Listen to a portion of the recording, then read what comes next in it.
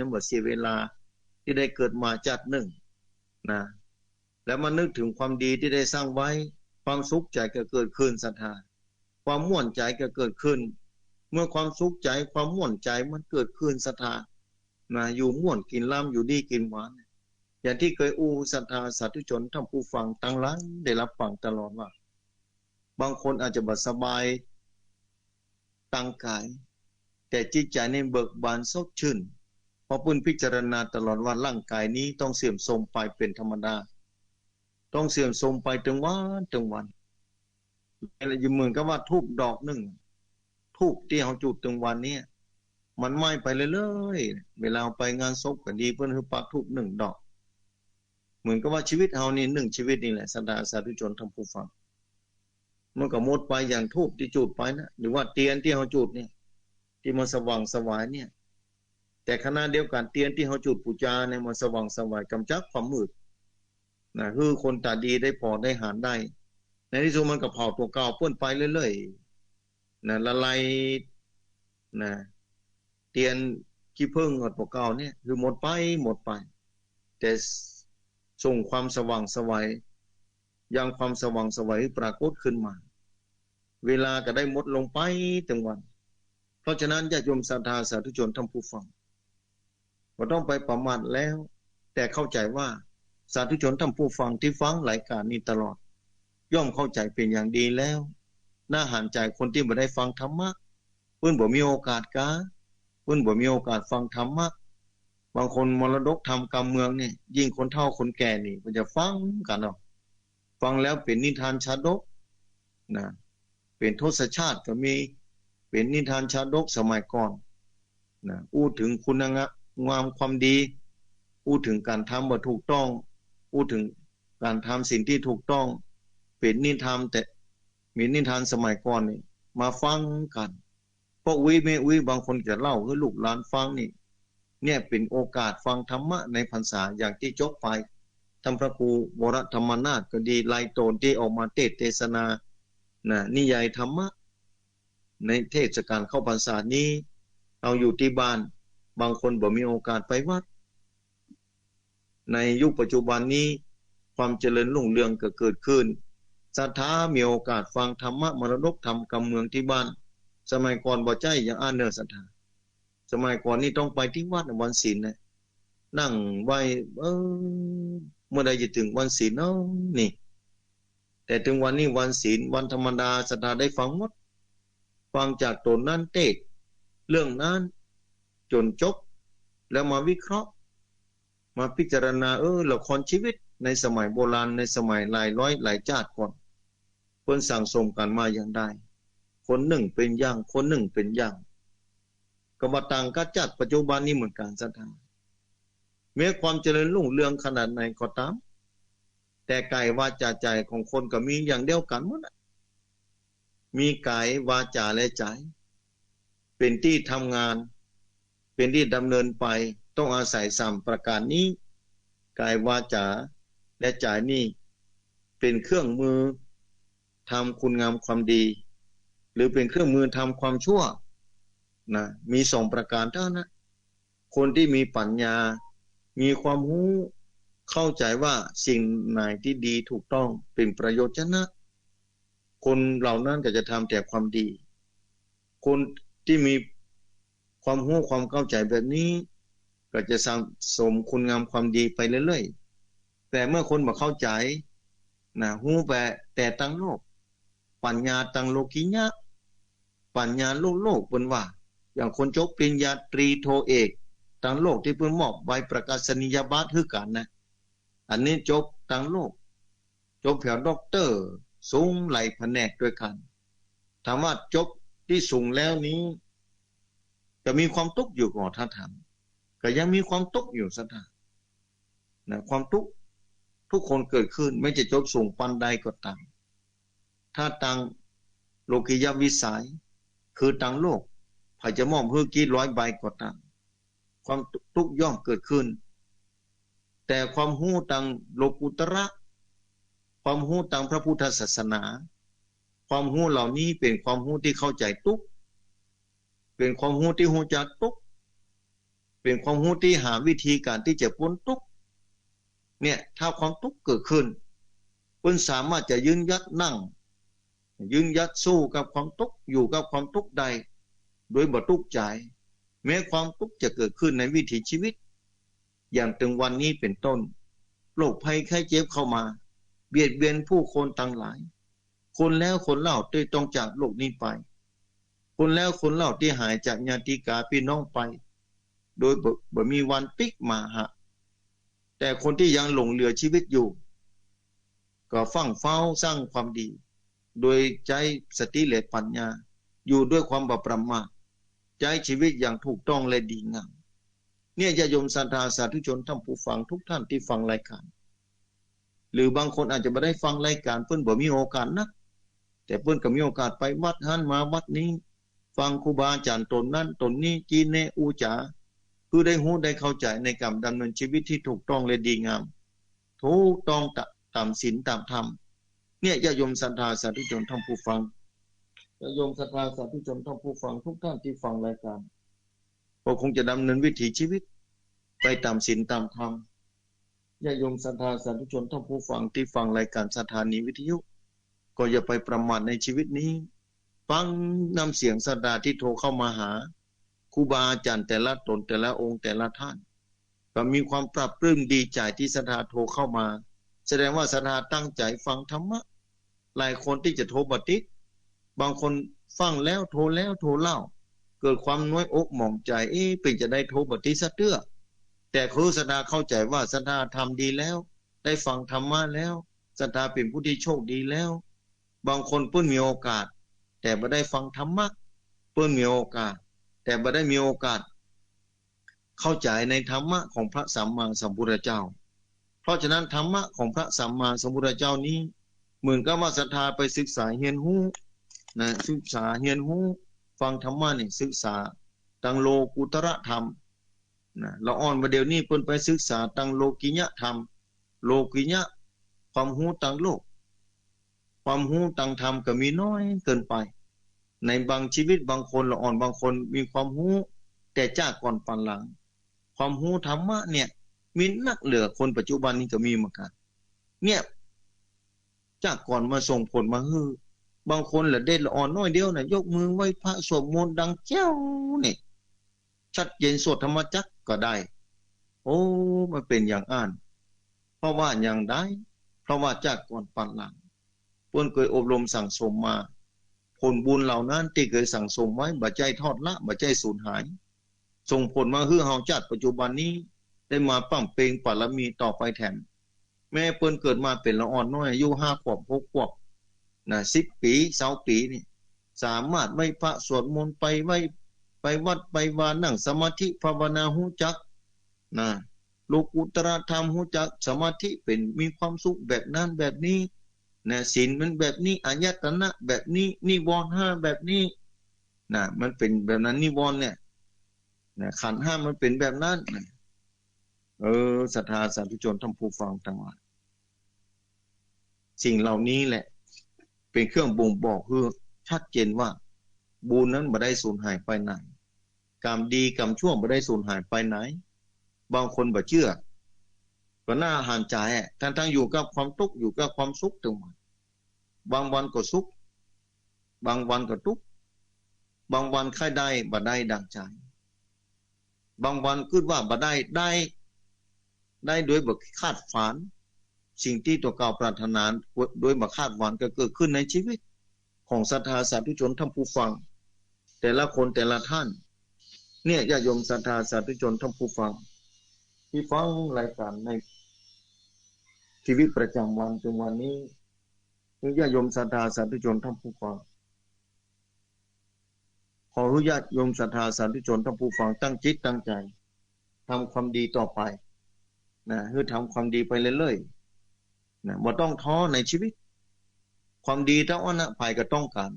ทุกคนรู้อยู่ว่าดีนี่ภัยหมดคนที่มีปัญญาก็ต้องการนะคนที่มีปัญญารู้แจ้งในชีวิตที่มีความต้องการความดีความถูกต้องความดีงามต่างๆเนี่ยศรัทธาสาธุชนท่านผู้ฟังทั้งหลายชีวิตมันมีกล้ามอกได้ ชีวิตมีก้าอย่างได้คนที่มีความรู้ความเข้าใจย่อมเข้าใจด้วยตัวเก่าเป็นอย่างดีสิ่งเหล่านี้เป็นปัจจัตตังหุ้นได้เฉพาะตนแม้จะไปอธิบายให้คนอื่นร้อยเต้าพันเต้าถ้าเปิ้นบ่ฮู้ยากแก่กันจะเข้าใจได้แต่คนที่เปิ้นฮู้แล้วแม้จะอธิบายหรือบาอธิบายเปิ้นฮู้โดยตัวเก่าเปิ้นเข้าใจดีอย่างบางคนน่ะละอ่อนอย่างที่บอกไปแต่กี้ว่าเกิดมา5-6 ขวบสามารถท่องสวดมนต์ไหว้พระนำปาพ่อแม่แนะนำพ่อแม่ก่อนว่าไปแย่อ่านนาพ่อเมื่อบ่ถูกนะพ่ออายเปิ้นนะขอเตอพ่อลูกขอร้องได้ก่อเนี่ยลองคืนพอแทนที่พ่อแม่จะต้องบอกแบบนี้ก็มีเหมือนกันแต่บางคนก็พ่อแม่น้อยอกมองใจลูกเป็นจะได้เกิดมาชาตินี้เป็นคนแบบนี้ไปได้นะบางคนก็หวังที่จะเปิ้งลูกหลานต่อไปนะตัวเก่าเท่ามาถึงวันลูกซ้ำมาเอาไหนหลานซ้ำมันบ่ต้องมาใกล้มาใกล้หายจ้อยหายวอยศรัทธาสาธุชนท่านผู้ฟังทั้งหลายเนี่ยคนเฮานี่มันต่างกันบ่เหมือนกันเพราะกัน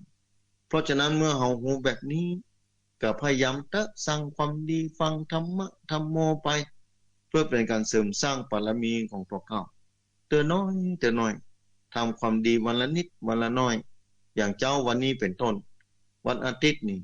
ตะวันทอแสงมาแล้วศรัทธาก็โชคดีแล้วได้พบได้ปาแสงตะวันแห่งวันหนึ่งวันพุธวันฮือบ่ฮู้จะมีฮือเฮาอยู่ก่อนแต่วันพุธที่ฮู้แน่ๆคือวันพระนะวันพระขึ้น8 ค่ำนะญาติโยมศรัทธาสาธุชนท่านผู้ฟังขึ้น8 ค่ำมาขึ้นแล้วเดือนก็เต็มพอขึ้นจน15 ค่ำแล้วเดือนก็แฮมมาแถมเนี่ยเดือนขึ้นเดือนลงขึ้นลงแบบนี้มาแต่ไหนแต่ไรแล้วเมื่อ 2,000 กว่าปีก่อน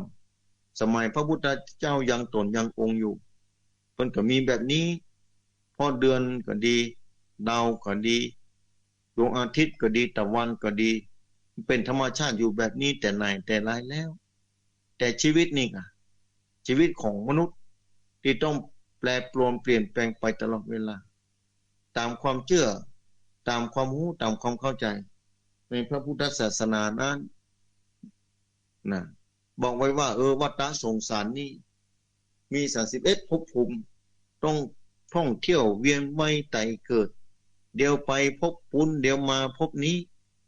บ่มีที่สิ้นสุดถ้าไปพบภูมิที่ลำบาก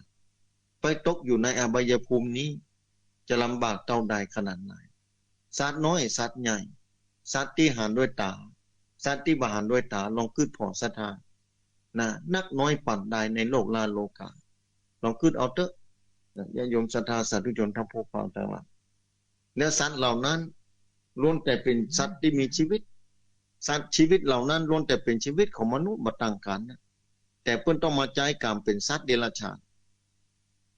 เป็นสัตว์เดรัจฉานบ่สามารถจะมาเป็นมนุษย์ได้เด้อเพราะกรรมตกแต่งมาคือเป็นสัตว์เดรัจฉานลองคือพอสัตว์ตัวใหญ่อย่างแมวหมาหมูเป็ดไก่ในตัวสัตว์เหล่านั้นยังมีสัตว์อาศัยอยู่กี่ตัวในร่างกายของเปิ้นลองคิดพอเนาะเนี่ยสัตว์น้อยสัตว์ใหญ่ลองคิดพอบอกว่างัวควายจังม้ามนุษย์คนเฮาเหมือนกันนี่แหละในร่างกายเฮานี่เฮานึกว่ามีชีวิตเดียวนะศรัทธาสาธุชนท่านผู้ฟังแต่หารู้ไหมร่างกายของเฮานี้สิ่งที่มาอาศัยร่างกายนี่มีหลายชีวิตอยู่ในท้องในไส้ในร่างกายนี่บางคนบนหัวนี่ไม่ยิงบางคนพอใจบนหัวมีหาวอยู่บนหัวนี่ต้องทำความสะอาดนะต้องเอายุกเอายามาเพราะว่ามีตัวสิ่งที่มีชีวิตอยู่บนหัวก็มีเนี่ยสิ่งที่พอด้วยตาเปล่าบหารศรัทธาสาธุชนท่านผู้ฟังมีนักชีวิตทั้งนั้นศรัทธาแล้วเฮามาเป็นมนุษย์นี่โชคดีเท่าใดมากน้อยเท่าใดลองคิดพอเอามีโอกาสได้จะพอกพูนความดีสร้างความดีได้เต็มที่อย่างที่สุดอย่างที่เคยอู้เป็นประจำจะจ้องเน้นคือศรัทธาเป็นประจำว่าลมหายใจอย่าไปทอดอย่าไปละมันพอมันอ้อยวันละน้อยก็ได้แสดงว่าเขาได้คัดสี เนี่ยคือมาสะอาดมาสว่างสวายขึ้นมาน้อยหนึ่งสักนาทีหนึ่งก็เอาแล้ววันหนึ่งพอลมหายใจนาทีหนึ่งปัดก็เป็นบุญมหาศาลแต่สัทธานั่งแย่ให้แย่สวนนะต้องว่าตอนเช้าตอนค่ำเวลาไปแย่การนี่ที่บ้านที่จงไปเก็บหอมแดงป่องไปลกหอมแดงเก็บลำไยนะไปบ่ม่วงผลไม้หลักไม้ไปเพี้ยวให้เพี้ยวสวนสักนาทีหนึ่งก็แบ่งเวลาคือลมหายใจเลยก้าสัทธาน่าจะแบ่งเวลาคือเปิ้นพ่องพอลมนี่เปิ้นช่วยเฮาชีวิตเฮานี่ลองกึศสัทธาถ้าเราทำแบบนี้เป็นการสั่งสมวันหนึ่งนี่พอสักน้อยหนึ่งก่อนบ่อีนะลองพอไปเอาละเนี่ยบางคนอาจจะอิดอ่อนเมื่อยล้าใดหญ้าพ่องแย่ให้พ่องไปกันต้งปลูกข้าวเอาหญ้าเข้าที่กันต้งกลางนะอิดอ่อนเมื่อยล้านั่งบนคันนาก็ได้นั่งที่ให้ที่สวนที่ห้างนาก็ได้นั่งรับตาก็ได้จะมึนตาก็ได้เพิ่นบ่ได้กำหนดกฎเกณฑ์ต้องรับตาอย่างเดียวนะอยู่ที่ไหนก็ได้เวลาว่างก็กำหนดไปสมมาตรมาเตื้อเขาก็กึดไปทางอื่นทางฟังไปหมดไปเรื่องนั้นมาเรื่องนี้ไปเลยท่องเที่ยวไปจิตบ่ได้อยู่บ่ได้พักบ่ได้ผ่อนเขาก็ปิกมาพักผ่อนที่ใจที่ลมหายใจนี่สักน้อยหนึ่งจ้านี่วันนี้เหมือนกันลมหายใจมีเฮือวันหนึ่งถ้าลมหายใจเสี่ยงนี่ศรัทธาจะไปอยู่ได้อย่างไรศรัทธาบ่ได้อยู่นะศรัทธาเอาสาธุชนท่านผู้ฟังวันนี้ที่ได้ยินเสียงตอนนี้ที่อู้กันตอนนี้แต่ว่าก็ดีวันนี้ก็ดีให้พ่องนั่งพอลมหายใจเดี๋ยวโทรมาก็ได้วันนั้นแต่ว่าพอ1 นาทีเนอะท่านแต่ว่านี้พอเกินนาทีเนอะได้พอไปแล้วก็ปรับปรุงดีใจอนุโมทนาตนได้พอไปแล้วเนอะเบิดบันเตื้อเฮาเววนสับสนกึดกับคนอื่นลูกเต้าลันเล่นงานนั่นนี่อันยังเดี๋ยวกังวลกับโรคภัยไข้เจ็บคนตายไปติ๊กๆถ้าอาจารย์บันเตื้อคนโทรมาอย่างนี้อย่างไรดีกับโรคภัยไข้เจ็บศรัทธาบ่ต้องไปกังวลเนอะบ่ต้องไปทุกข์ใจดูแลตัวเก่าขึ้นดียุคยาสมุนไพรเนี่ยที่จริงประเทศไทยเราโชคดีนะศรัทธาบางคนวันนั้นมาถามโชคดีอย่างไรท่านอาจารย์ก็โชคดีมีสมุนไพรเปลือกเปเตอที่สามารถกำจัดโรคโควิดโรคภัยไข้เจ็บนี่มันหายไปจนได้หมอที่เจริญแล้วบ่ได้เพิ่นบ่ยอมรับบันเตื้อเพิ่นบ่เข้าใจบ่ยอมรับด้วยเหตุผลหลายๆประการยากแก่การจะอธิบายคือในที่นี้ได้ว่าเป็นจังได๋เพิ่นบ่สนับสนุนอย่างทองแท้ประเทศไทยเฮาถ้าสนับสนุนสมุนไพรไทยเฮาเนี่ยสบายเนี่ยเฮาเกิดมาในแผ่นดินที่อุดมสมบูรณ์ศรัทธามีบุญศรัทธาสาธุชนทั้งผู้ฟังมีบุญกู้คนจะมีเงินบ่มีเงินก็มีบุญละมีบุญที่ว่าเกิดมาในแผ่นดินที่มีความอุดมสมบูรณ์อุดมสมบูรณ์ขนาดนั้นทรัพยากรธรรมชาติในประเทศไทยนี่ใจบ่ใจเสี่ยงขอทุกคนมีศีลธรรมท่านนะสุขสบายหมดประเด็นนี้นะประเทศไทยนี่มีบ่อเจาะแท่นน้ำมันเป็นหลายพันบ่อนะบ่ต่ำกว่า5 6 7 พันบ่อราคาน้ำมันก็แป้งอยู่หั่นมาจากสาเหตุอันหยังก็บ่ฮู้ลองพิจารณาเอาเถอะมาจากสาเหตุอันหยังถ้าทุกคนมีคุณธรรมไม่มีความโลภโมโทสารมีความเอื้อเฟื้อเผื่อแผ่เมตตากรุณาช่วยเหลือฟุ่มเฟือยซึ่งกันและกันนี่ศรัทธาสาธุชนทั้งผู้ฟังประเทศไทยจะอยู่เย็นเป็นสุขขนาดไหนแต่บ่ต้องไปกลัวใจเย็นๆนะก็อยู่ไปมันเป็นปกติธรรมดาของรหัสกรรมนะรหัสกรรมนี่ยากแก่กันจะเข้าใจได้มันทำหน้าที่ของเพิ่นไปเรื่อยๆต่างคนต่างสร้างกรรมมาร่วมกันเกิดมาในประเทศนั้นประเทศนี้หลายประเทศพอกรรมมาตกแต่งคนเฮาทั้งนั้นแหละศรัทธาสาธุชนทั้งผู้ฟังทั้งหลายกรรมนี้ตกแต่งคนเฮาคือเป็นไปต่างๆนานาเพราะฉะนั้นพวงมาลัยชีวิตที่เฮาจะขับไปได้ถูกต้องได้ดีงามต้องเข้าใจก่อนว่าคุณธรรมศีลธรรมจะต้องทำด้วยกายวาจาใจการขับพวงมาลัยชีวิตของตัวเก่านี่ต้องในบนเส้นทางที่ถูกต้องและดีจุดหมายปลายทางของเฮาก็จะไปถึงจุดหมายที่ถูกต้องและดีงามเหมือนกันนี่ศรัทธาสาธุชนทั้งผู้ฟังประเทศไทยนี่ไม่ใช่ธรรมดานะที่จริงนะถ้ามีคุณธรรมมีศีลธรรมอย่างเต็มที่อย่างน้อย60%ก็เอาละขอทานนะ ศรัทธาสาธุชนท่านผู้ฟังเข้าใจหลักธรรมแค่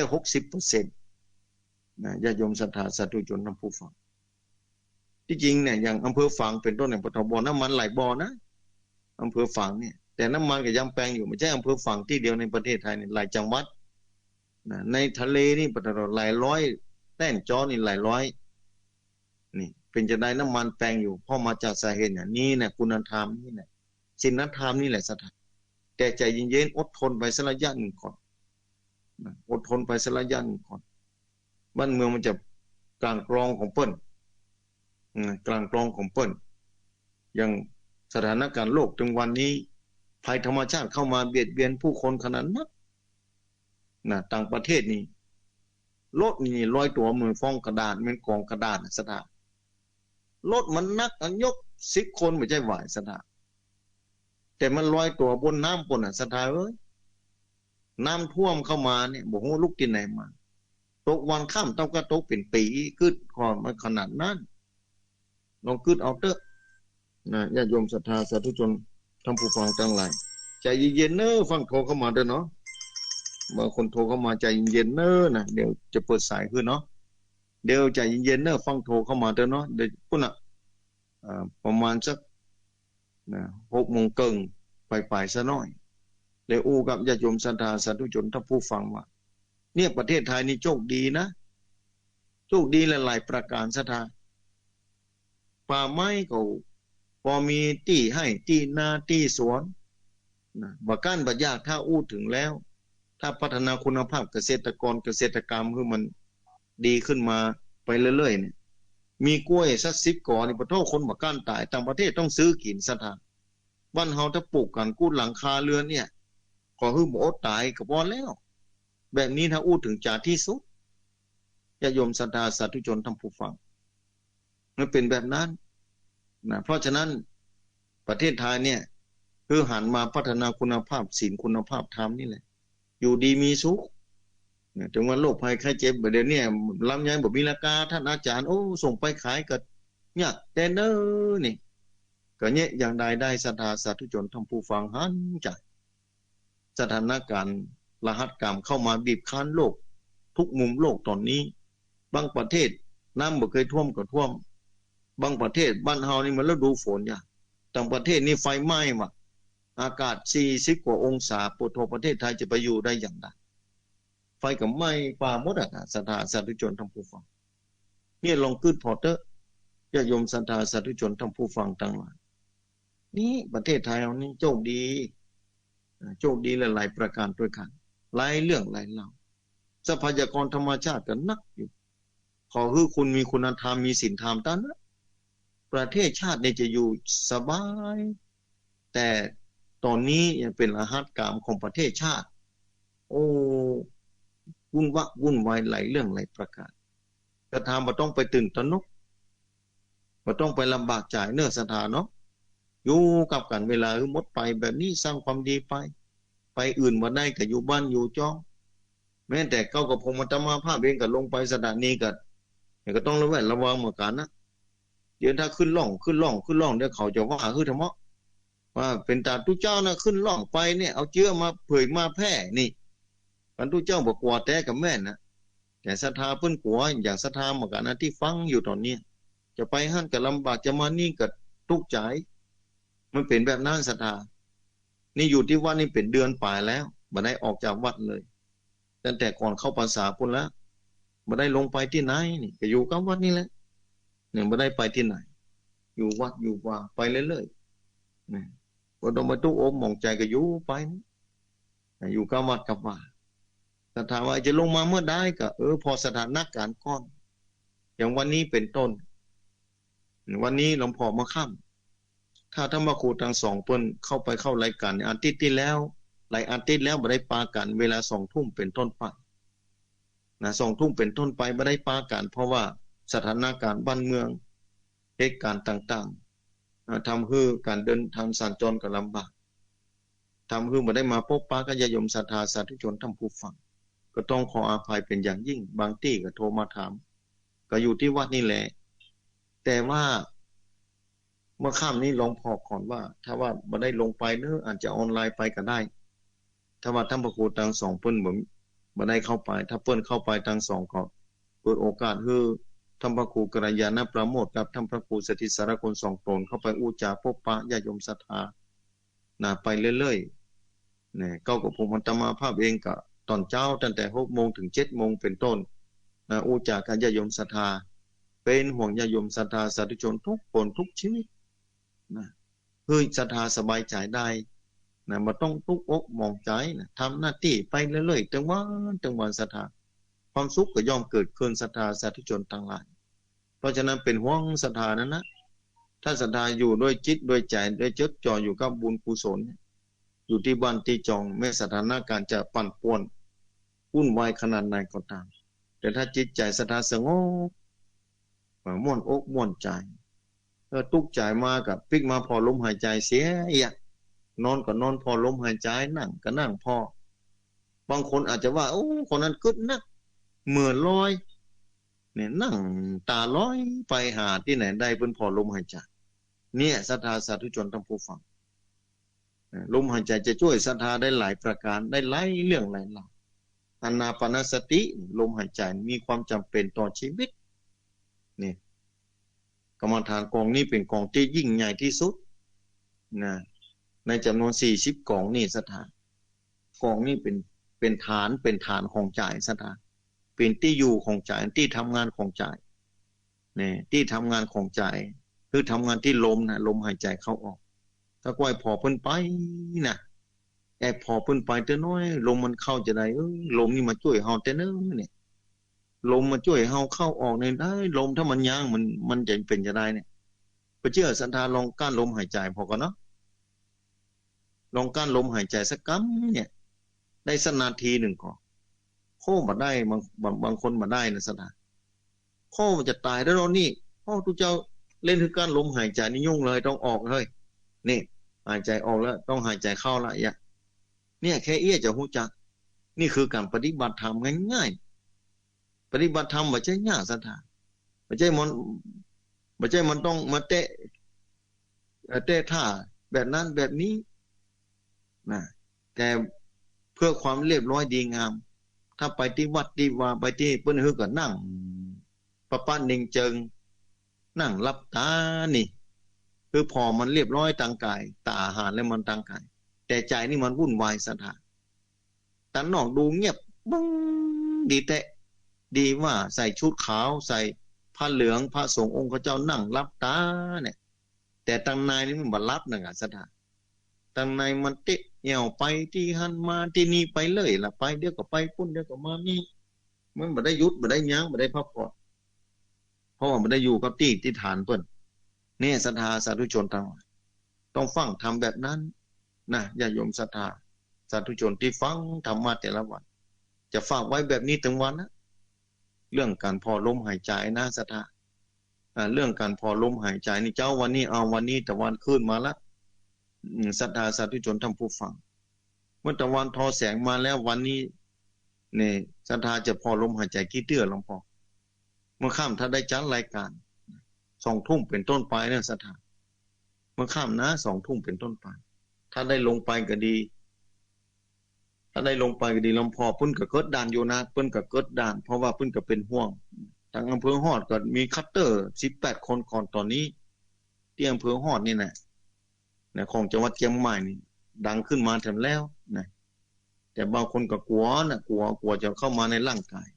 แต่จะไปทอดละเรื่องยุบเรื่องยาสมุนไพรที่เพิ่นประกาศคงจะฮู้กันหมดแล้วกะสมุนไพรต่างๆที่บอกกันเมื่อปีแล้วละปีก่อนเพิ่นก็ถึงบอกมีจะคายพ่องกระชายพ่องข่าพ่องขิงพ่องหอมแดงพ่องหอมขาวพ่องสะปะสมุนไพรบ้านเฮาญาติโยมศรัทธาฟ้าทลายโจรนี่สุดยอดอำเภอแม่ริมนี่ที่ผ่านมานี่คัตเตอร์เกิดขึ้นที่บ้านกองแฮะตำบลปงแยงอำเภอแม่ริมบ้านตำปงแยงพุ่นในอำเภอแม่ริมออกข่าวคือสัมภาษณ์ผู้สื่อข่าวไปถามว่าโอ้ตอนนี้พยายามคือทุกรณรงค์ทุกหมู่บ้านคือมี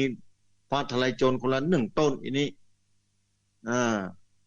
ประเด็นนี้หมู่บ้านนี้เปิดได้แล้วคัตเตอร์ที่ฟิตไปมาแล้วเกินเดือนหรือว่า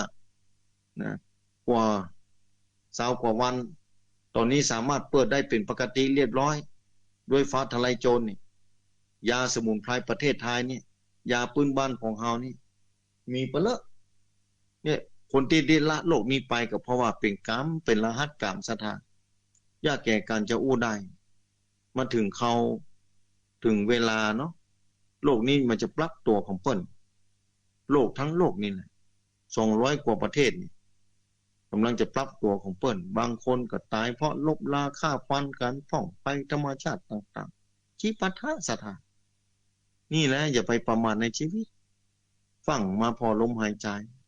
เวลาก็ได้ไล่มาติ๊กๆศรัทธาสาธุชนทั้งผู้ฟังทั้งหลายเหลือเวลาแห่งประมาณน้อยหนึ่งเนาะประมาณ25 นาทีประมาณนั้นที่จะเปิดสายคือศรัทธาสาธุชนทั้งผู้ฟังได้โทรเข้ามาอู้จากันในตอนนี้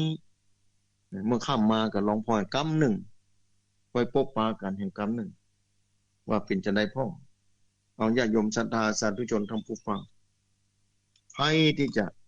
เข้ามาอู้จาตอนนี้นะ08926249999จะเปิดโทรศัพท์ก่อนเดี๋ยวจะบอกโทรศัพท์ก่อนศรัทธาเนาะถ้าจะฟังกันอยู่ที่บ้านบางคนอาจไม่ได้ออกไปการไปงานเด้อ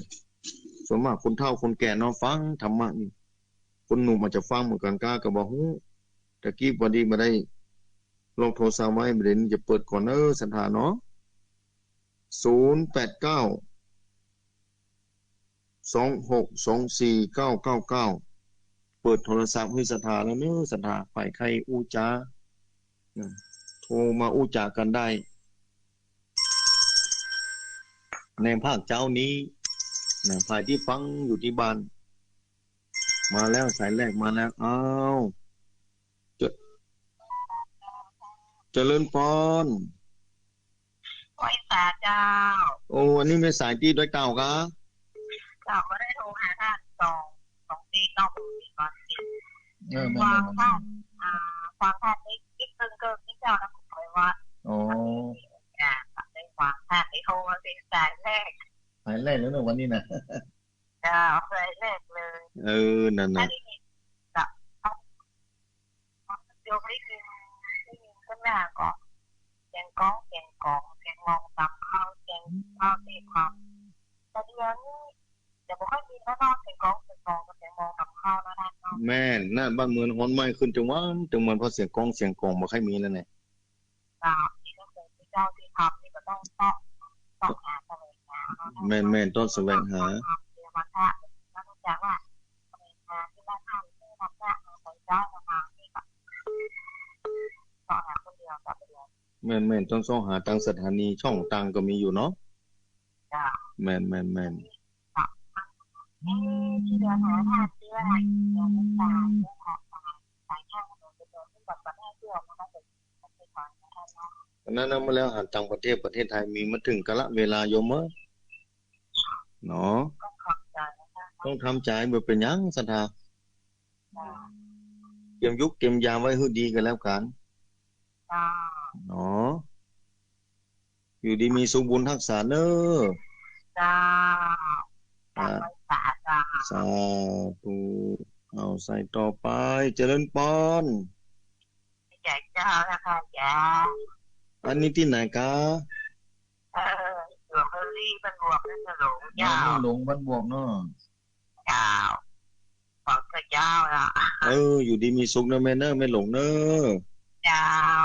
ฝนตกหลายอย่างก็ได้แต่ว่านี่ลงนักเหมือนกันแต่ว่านี่ตกอยู่แต่ว่าวันก่อนก็ตก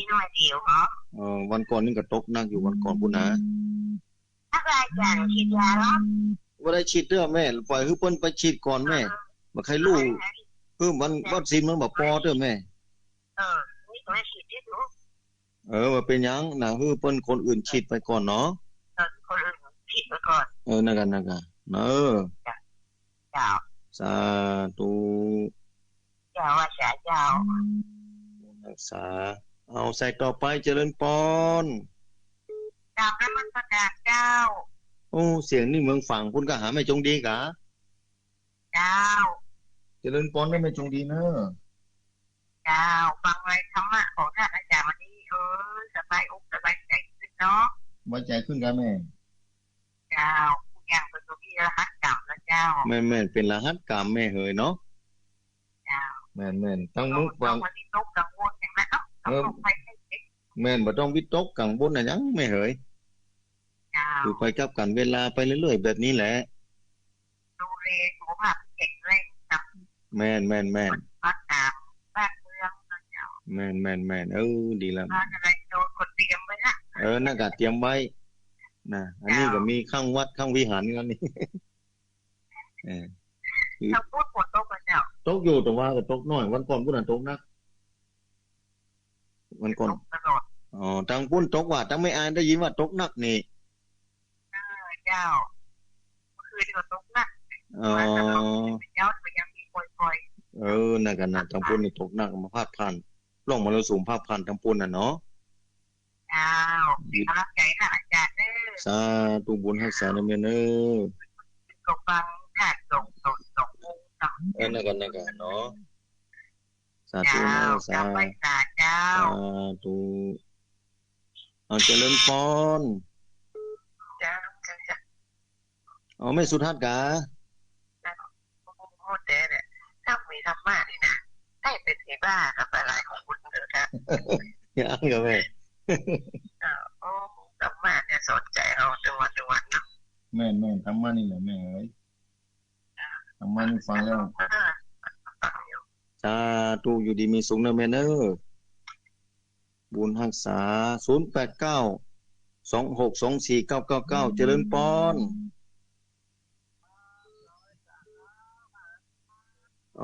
อันนี้อันพ่อบุญธรรมกะครับโมทนาเนี่ยพ่อบุญธรรมเนี่ยฟังตลอดเนาะฟังตลอดนะครับทุกบ้านปุ่งหนองครับผมอยู่ดีมีสุขบุญรักษาเนอะพ่อเนอะครับสวัสดีครับสาธุเอาใส่ต่อไปเข้ามาเลยเจริญพรกราบนมัสการครับที่ไหนตั้งได้หาอาสาป้องกันภัยสันติสุขครับผมอาสาป้องกันภัยสันติสุขโมทนาเนอะนี่ฟังตลอดเนาะผมขอเพิ่มตัวอย่างได้ก่อนครับอาจารย์ได้ว่ามาเลยล้างจืดกับอะไรอย่างก็ล้างจืดนี่กะนี่ครับบ้านท้องเกินแบบนี้ครับมันจุ่มจลิงครับเกินแบบนี้กับจุ่มจลิงใจได้เหมือนกันเนาะครับใจได้ครับผมนั่นกันสมุนไพรบ้านเฮาเปลือกนั่นครับคนเลิกครับบนดอยคนเลิกแม่นครับเราจะพระจันทร์นะครับเด้อสาธุเนอะครับสู้ๆนะครับเด้อสาธุเนอะครับขอบคุณครับผมสาธุเอาใส่ต่อไปเจริญพรไพศาลเจ้าพระอาจารย์นั่นแม่อมรทาดอยคร่างอำเภอแม่ทาคืมตกน้อยเดียวมันทาตกน้อยเดียวกะมดแมทแต่เมื่อตอนคืนแต่ว่าไม่ได้พระอาจารย์ไม่ยิ่งใครตกได้ว่าอันนี้วันก่อนพุ่นน่ะลงนักไปชั่วโมงก็หามันบัดนักถึงได้กันเนาะบัดถึงตัวเดียววัน2 วันมาแล้วแม่ใจเย็นเนาะนั่นเนาะมันต้องไขว้กันอยู่เพราะเพิ่นข่าวก็มีทั่วประเทศนี่เนาะแม่นอาจารย์ก็รักษาสุขภาพเด้อสาธุเนอะโลกนักบ่ไปประเดี๋ยวขึ้นลงมาได้ก็ไปย่างได้ฟังพระเจ้าอีกก็ดีล่ะนั่นไงอันจังพะเยาน่ะโทรมาเมื่อใดจะมาเข้ารายการคนไปบ่ถึงนะจับเป็นยังไอ้กับโรคภัยไข้เจ็บนักอยู่แม่โรคภัยไข้เจ็บรักษาสุขภาพไว้ก่อนเนาะแม่ก็ไปไหนถึงวันที่ก็อยู่บ้านแต่ก็ใช้ลำไยแต่หมู่สวนใกล้ๆบ้านนี่ย่อยเพิ่นพอกนั่นน่ะอันกะแม่เอาอันนะเจ้าแต่ว่าเมื่อเจ้านี่ไปอยู่มันบ่ได้หลายอันกะเจ้าวันนั้นก็ไม่ได้โทรหาวันที่มันเป็นวันศีลเนาะแม่นวันศีลวันศีลไปวัดเนาะโมทนาเนอะสาธุอยู่ดีมีสุขในแม่เนอะไว้สาเจ้าเอาเจริญพรก็จะครับครูครับจัดที่ไหนทางใดหาวินสันติเรศพ่อเด้อพ่อวินครับพ่อวินสันติเรศเนาะครับสันติเรศถ้าจีดีนะพ่อเนาะฟังเด้อโมทนาเนอะพ่อเนอะไปสาครับสาธุเอาใส่ต่อไปเจริญพรอาจารย์ เมลี่เพิ่นโทรฟังอยู่เนาะเจ้าเจ้าเมมาลี่อยู่นะเจ้าฟังอยู่เนาะเมลี่พวกเพิ่นโทรคุณเลยพวกเลยพวกนั้นจะดีบ้างอ่ะตกดีอยู่ตกบ่ให้มันดีนี่ก็อันวันก่อนนั่นตกหนักอ๋อ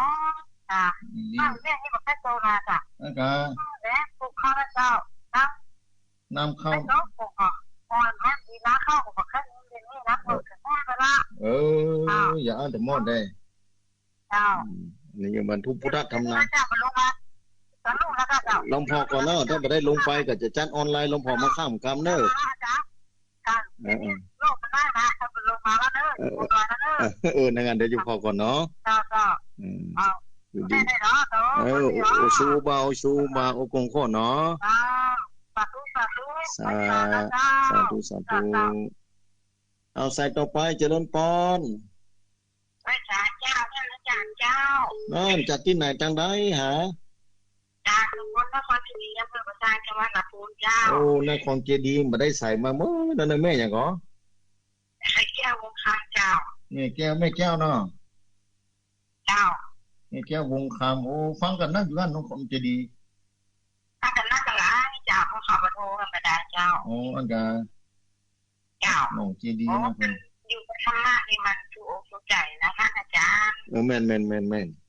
ที่ธรรมะเขาเขียนกันนะภายในก็บ่ได้จะถูกเนี่ยแม่นไปที่ไหนบ่ได้จะไปลืมพอลมหายใจได้แม่เด้อนั่งพอลมหายใจพองเด้อสวดมนต์นั่งไหว้พระสวดมนต์อย่างเงี้ยจ้ะอากาศดีแล้วจ้ามีประธานอยู่นะดีแล้วแม่ขอท่านอาจารย์ท่านอาจารย์ตัวนะเจ้าสาธุเด้อแก้ววงขอเจริญขอเป็นลมโพลมใจของพ่อออกไม่ออกกระทาเป็นเมืองนะเจ้าสาธุเด้ออยู่ดีมีสุขบุญรักษาทุกคนเจ้าเอาใส่ต่อไป050892624999เจริญปอนนั่นที่ไหนตั้งได้หาเมืองกลางกะพ่อบุญมีเมืองกลางเนาะฟังจังหวัดกับพ่อดีละเมืองกลางจอมตองได้ใส่เดี๋ยวจอมตองวันนี้น่ะเด้อยู่ดีมีสุขนะพ่อเนาะไหนก็นั่นก็ปลูกกล้วยไว้มันต้องมากั้นบ่ยากพ่อเอ๋ยนั่นก็ชัดเจนเลยท่านเรื่อง98นะสาธุ98ชัดเจนดีเนาะเดี๋ยวแล้วจ่ายท่านเด้อสาธุ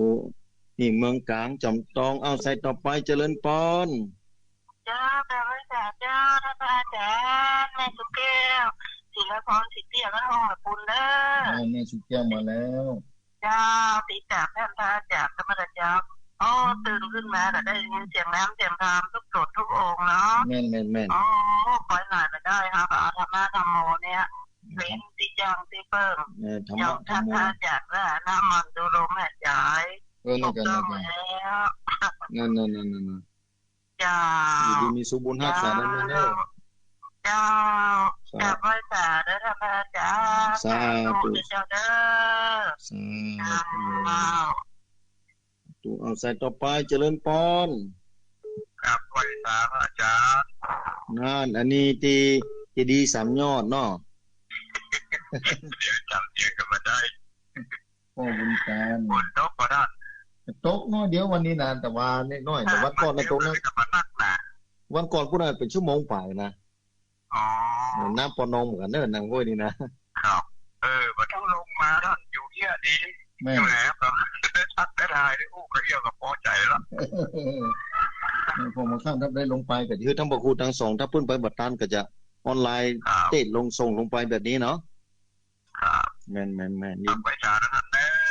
ตูเนอบุญรักษาเนอปอเนอกำลังใจสาธุเอาใส่ต่อไปเจริญปอนไม่สาพระจ๋า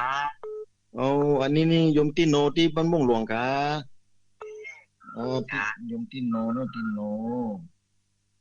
ชัดเจนเข้าไปบรรยากาศสดใสขึ้นมาแล้วธรรมะพระจ๋าม่วงหลวงมื้อเนาะชูเทกะชูเทกะอย่างนี้ ni bu ni ba se ko ta le pe mo ai ne to ko do sa te ni ti sa ba ke kana ke lu le ke lu lo jai la no พระเจ้าไม่สาเนาะ สาธุชูเคล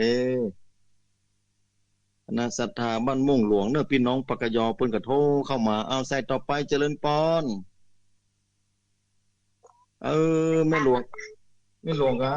ที่ประจำวันศีลพอดีแน่วันศีลพอดีเนาะจ้าวันนี้มันจันทร์แม่นวันนี้วันจันทร์สบายดีนะเจ้าสบายดีตุลงสบายดีมีสุขอยู่บุญให้ขึ้นลงกลับมาได้ขึ้นลงมาได้นะว่าให้ลงไปเหมือนไหนจะได้เกิดแบบนี้รอให้สักวัน2 วันก่อนรอสถานการณ์ดีขึ้นก่อนนะไม่หลวงเนาะเจ้ารับใจให้เจ้าค่ะสาธุเนอบุญทั้งสามเอาใส่ต่อไปเจริญพร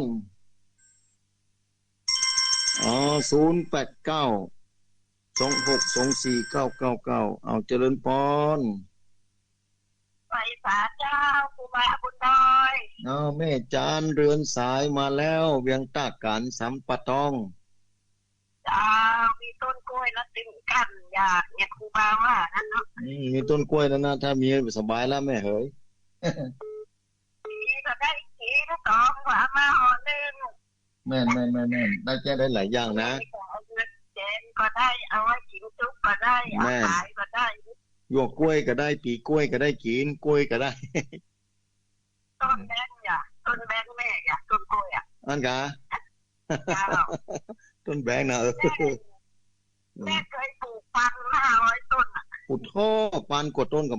ธรรมโมสังโฆขายกล้วยขายใบขายยอดมันเดือนไหนได้เป็นหมื่นนะครูบาโอ้ดอกนั่นกะไม่ใช่ธรรมดาเนอะอย่างนี้ส่งลูกเรียนหนังสือนั่นไม่ล่วงหลวงกำแล้วละกันนี่โตได้แจกกล้วยได้ผู้เดือนเลยเนาะนั่นแม่นโอ้นี่ศรัทธาฟังเด้อนี่ปะโทอนุโมทนาได้ๆนะแม่นี่ลูกยกปัญญากับต้นกล้วยเนี่ยโทต้นกล้วยนี่สำคัญแต่เด้ออีนะเนี่ยจบปัญญากับต้นกล้วยแต่นี่โอ้โมทนาเด้อที่แม่ฟังนี่นะเป็นวันนี้ก็เป็นขายอยู่ขายใบมันขายหน่อยมันก็เป็นให้คนเดือนเดือนไหน500-600ปันขายเพราะว่าลำไยมันใหญ่แล้วนะไม่มันเหลือมันนักกว่ากล้วยอยู่ดีมีอยู่ดีมีสุขนะแม่นะบุญรักษาเนอะก็ต้องลงมาแล้วเนอะเอาเทคโนโลยีสมัยใหม่เนี่ยสบายแม่นสบายเอาเจ๊ส่งลงไปเนาะสาธุบุญรักษาเป็นการคนขับรถโดยน้ำมันกับเที่ยงเนาะอยู่ดีมีสุขปลอดภัยก็มีนะแม่นไว้สาธุเอาใส่ต่อไปเจริญปอนไว้สาเจ้าโอ้นี่วปปเวียงป่าเป้าแม่นางคำอ้ายกะเจ้าได้ยังพบแต่เดียวครั้งแรกแล้วท่านนิดเดียวเนี่ยท่านเจ้าเป็นได้พ่อคุณโต๊ะว่าแม่แต่มึงคุณโต๊ะว่าเจ้านึกว่าเจียงไฮ้บ่โตอันกะตก2 วันก่อนเนาะตกน้อยๆเนี่ยตกน้อยๆนั่นแม่นะดีมีสุขบุญรักษาได้แม่เด้อท่านก็มาได้ไปทางไหนคะบ่ได้ไปไหนแม่อยู่ก็ว่าเป็นเดือนนะแม่เฮ้ยเป็นเดือนป่านะบ่ได้ไปที่ไหนเลยล็อกดาวน์ค่ะเพิ่นล็อกดาวน์บนดอยเพิ่นล็อกดาวน์อยู่บ่ได้วันนี้เพิ่นเกิดอยู่ก็เกิดบ่คือเข้าออกอยู่บนดอยมาของเพิ่นไปอยู่กะท่านมันก็ละอ่อนไปหั่นไปนี่บ่ได้ไปห่ำไปเฮียนไปธุระปะปังกับแม่เฮ้ยนั่นอยู่ดีมีสุขนะแม่เด้อดูแลสุขภาพเด้อเจ้าสาธุทางดำเนินการเด้อสาธุเด้อสาธุเอาใส่ต่อไปเจริญพรหลุดไปแล้วกันน่ะหลุดไปแล้ว เอาเข้ามาเลยเข้ามาไม่ได้แห่งสายหนึ่งอยู่เข้ามาแห่งกำตะกี้หลุดไปกดทับกันหลุดไปเสีย0892624999เข้ามาไม่แห่งกำก็ได้เนาะตะกี้หลุดไปมีสายหนึ่งเข้ามา2 สายก่อนพอดีกดปล่อยวางไปก็เลยหลุดออกไปเนี่ยญาติโยมศรัทธาสาธุชนท่านผู้ฟังบันติกระตกบันติก็บ่มีน้ำมีท่าต้นกล้าต้นข้าวกล้าก็นักแกมกันนะน้ำบ่มีบางติใจสูบน้ำเอาในพรรษาแท้ๆอย่างพระพุทธธรรมในเนี่ยพระพุทธเจ้าเพิ่นฮู้อนาคตสัญญาณของพระองค์ท่านเจ้าพออนาคตการเกิงพุทธการไปทางหน้าจะเป็นแบบนี้เนี่ยศรัทธาเราคิดเอาเถอะเป็นแบบนั้นแท้ๆนะญาติโยมศรัทธาถ้าบ่มีสายก็จะทวนก่อนเนาะบ่ได้กดปัดไปให้2 สายใส่ไพ่เนี่ยปัดลงไปเอาเข้ามาแถม0892624999คงได้สักสาย1หรือ2 สายนี่เนาะไผที่โทรบ่ติดโทรเข้ามาแถมได้เน้อศรัทธาเนาะโทรมาอู้มาจากันได้ตลอดเวลาไผที่นี่ก็จะทวนสายของเน้อศรัทธาเน้อถ้าแบบนั้นเดี๋ยวมาข้ามมาลงพอยกำหนึ่งถ้าบ่ได้ลงไปก็จะอันนี้เข้ามาแถมฮัลโหลเจริญปอนจ้าเจ้าจากที่ไหนก็จากแม่วางเจ้าแม่วางกับแม่อย่างก็ไม่ฟ้องกับเจ๊ก้าแม่ตาเจ้าแม่ตาก็อยู่ดีมีสุขแล้วแม่ตาเนอะจ้าแม่วางเนาะอยู่บ้านอยู่แม่วางอยู่บ้านไหนแม่อยู่บ้านแสงคันธาเจ้าแสงคันธาบ้านอย่างบ้านแสงคันธาอีเจ้าแม่ต้องพูดเพื่อฟังนักว่าพูดเรื่องนี้ได้ฟังตลอดอ่ะเจ้าอยู่ดีมีสุขนะแม่เนอะอยู่ดีมีสุขบุญรักษานะแม่เนอะจ้าสาธุคงเป็นสายสุดท้ายแม่เหยจ้าญาติโยมศรัทธากับวางสายไว้ก่อนเนอะศรัทธาเนอะเวลาได้หมดลงไปแล้วเข้ามาอยู่นั่นเอาเจริญปอนที่ไหนตั้งได้ก็แม่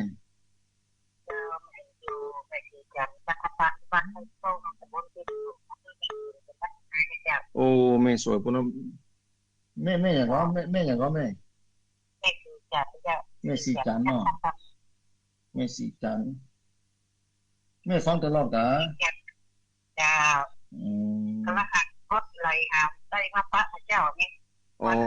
เจ้าหามันแบบนี้หว่าได้ยินวันนี้ว่าได้ยินเนาะเ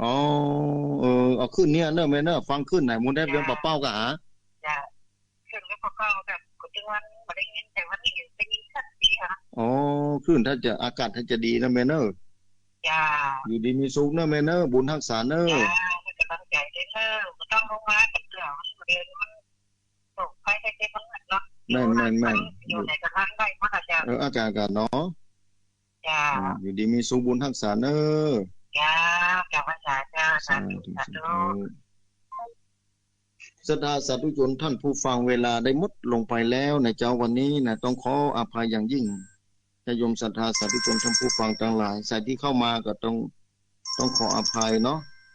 เพราะว่าคงรับสายบ่ได้แล้วนะรับสายบ่ได้แล้วเวลาได้หมดลงไปแล้วญาติโยมศรัทธาสาธุชนท่านผู้ฟังทั้งหลายคงต้องยุติการออกอากาศภาคเจ้าจะทวนสายสักกำ1สายที่1เมษายนบ้านแปลง2อำเภอดอยเต่าจังหวัดเชียงใหม่สายที่2เมหลงอำเภอบ้านบวกอำเภอลีจังหวัดลำพูนสายที่3เมจงดีอำเภอฝางจังหวัดเชียงใหม่สายที่4เมสุทัศน์อำเภอบ้านแสนพรมอำเภอแม่วางจังหวัดเชียงใหม่สายที่5ป้อบุญธรรมบ้านโป่งหนองอำเภอเวียงป่าเป้าเชียงไฮ้สายที่6อาสาป้องกันภัยบ้านสันติสงฆ์อำเภอดอยหลอดเพิ่นแนะนำเรื่องยา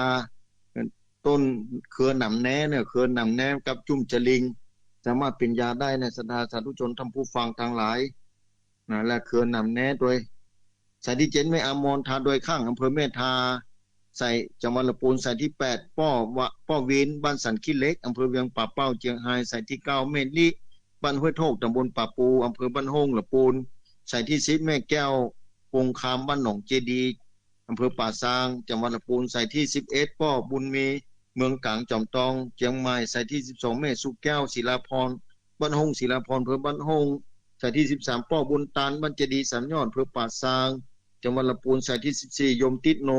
พี่น้องปากยอบ้านม่วงหลวงอำเภอแม่แจ่มจังหวัดเชียงใหม่ใส่ที่15แม่หลวงใส่ฝนบ้านหนองผาขาวอำเภอป่าซางใส่ที่16แม่จันเรือนสายเวียงตาการอำเภอสัมปะตอง